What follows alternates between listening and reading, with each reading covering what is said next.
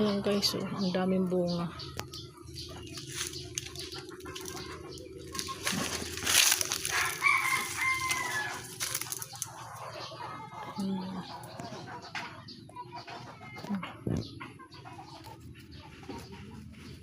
Ayan guys, ang daming bunga. Oh, grabe, sobrang dami. Napakarami hanggang dun sa pinakatuktok niya, ang daming bunga. Napakatamis niya guys. Tingnan guys, ang dami-dami ng bunga niya. Grabe yun, oh. Ayan, oh, ang daming bunga guys. Sobrang tamis ng bunga na yan. Mga hinog na yan. Ayan guys, oh. Kita niyo yan. Kahapon ko lang ito guys, nakaklase ng prutas na to. Iwan ko sino nakakilala ng prutas na to, basta sobrang tamis niya.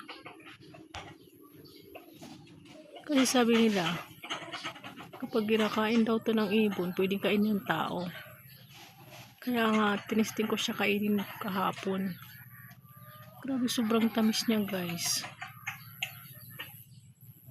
Napakaraming bunga.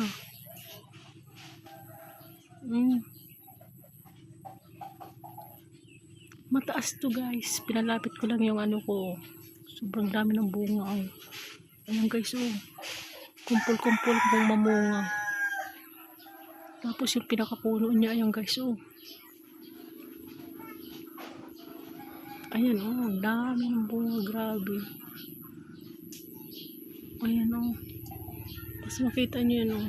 Puro kagubatan to. Walang pumapansin ito dito guys. Pero kinakain siya ng ibon. Ang daming ibon dito guys. Tuwing umaga. Kaya nung kinain ng ibon, tinisting ko kahapon kainin. Ay, sobrang tamis pala. At mga hinog na talaga siya. Kaya ganyan yung kulay niya. Hindi ko nga alam kung anong kulay pag ano nito eh, pag hilaw. Kasi puro na dilaw. Orange ba o ano to? Tingnan nyo guys, oh, ang dami oh. Kumpul-kumpul. Sino ba nakakilala ng prutas na to? Anong pangalan nito? Basta ngayon ko lang ito nakita. Ang tamis talaga.